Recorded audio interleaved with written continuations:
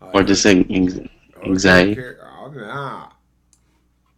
Host Eric here. Second Fans people. We are talking anxiety. I'm extremely anxious about this topic. Abraham's been pestering me about it for months now. Please, please talk about anxiety. And so now, finally, the day of reckoning has arrived, and I, having prepared so carefully for this topic, at last have my one true chance to present it to you all and hopefully impress you in the process. Will I succeed? Will I fail? Stay tuned.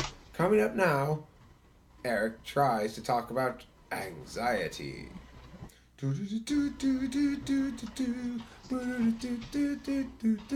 Emotions. Welcome to Emotions. This week on Emotions, we're studying the emotion of anxiety. Back to you, host Eric. Thanks, Julie. Today we're talking anxiety.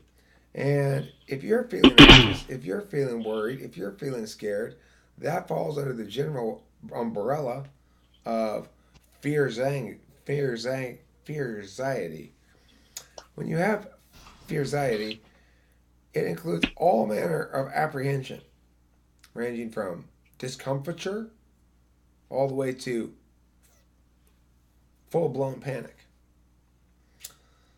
Now, most people don't ever get to full blown panic, which is basically what Abraham was getting at. What about functioning anxiety people? It's like being a functioning alcoholic, functioning heroin addict, or a functioning shy person. There may be a connection between shyness and anxiety, but I don't want to get there yet. Let's talk about the functioning anxious person. All of us periodically feel anxious about shit.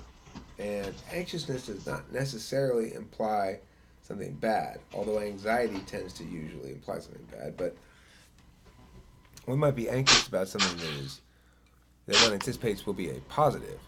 So even though I'm excited and happy and things are going well about something, I might still feel anxious about it.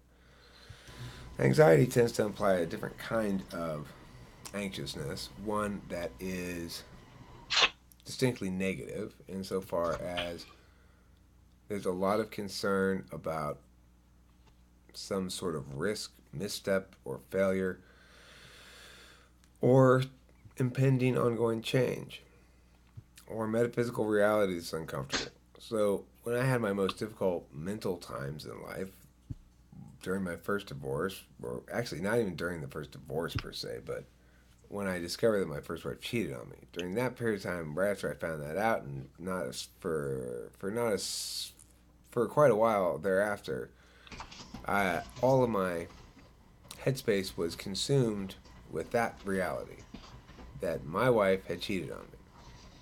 So that was a very difficult thing for me to process during that time period. And when I'd have little panic attacks sometimes. I'd be driving in the car, I'd have a panic attack, and I'd have to breathe really deeply.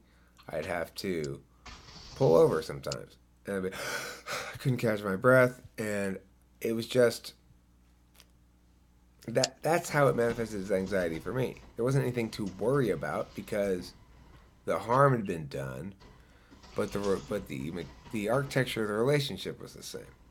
So that's kind of anxiety, but more like a dysfunctional.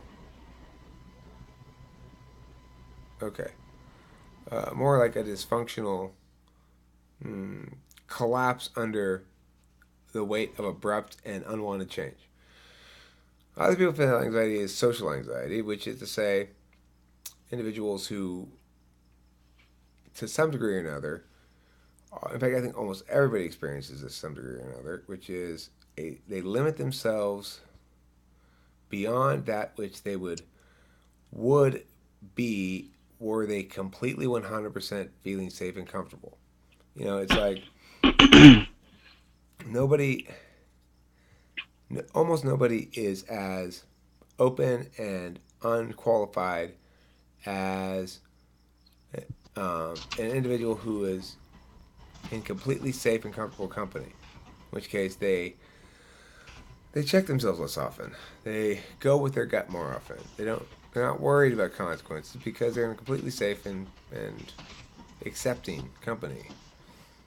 Well, I think that anxiety is when you're not that a lot, we call it anxiety.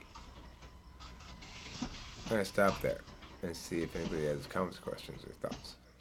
I think that I don't know what type of anxiety you would classify this as, but I think that the only time I do get anxiety is, for instance, whenever I have something that I'm looking forward to a lot. For instance, let's say we had, let's say, okay, let's say I had a team that was competing this weekend. Hypothetical situation. Um, I'm not anxious in a sense where I'm worried. I'm so excited that I start getting anxious for some reason. Does that make sense?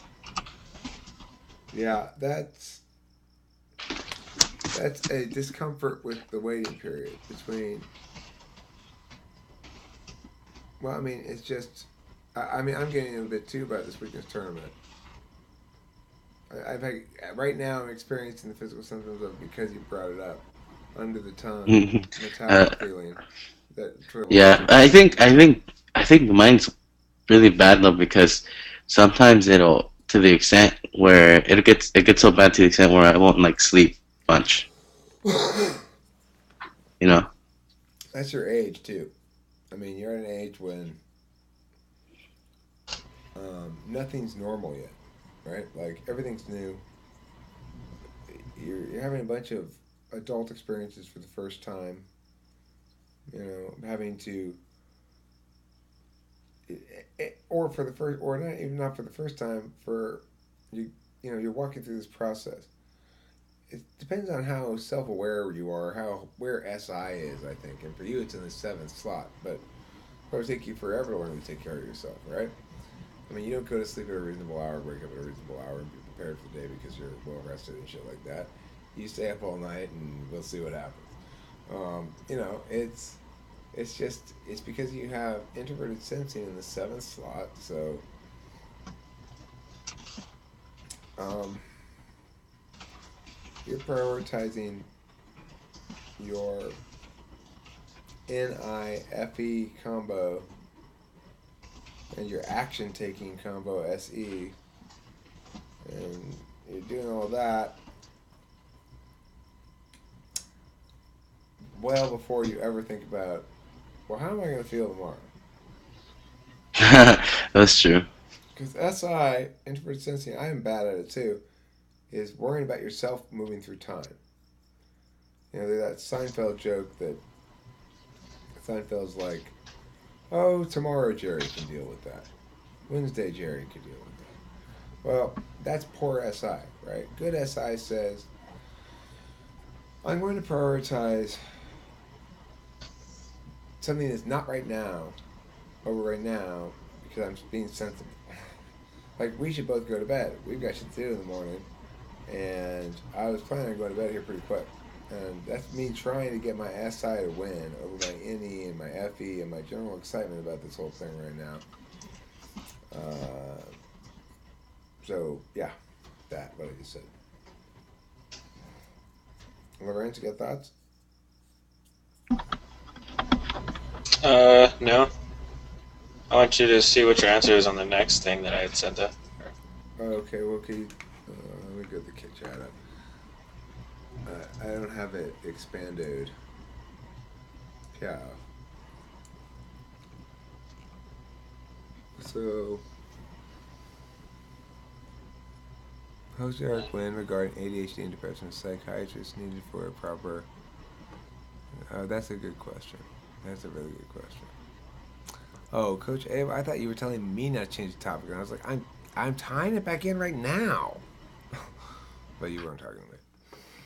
That's what I was thinking in my head. All right, thanks for watching Talking Films, people.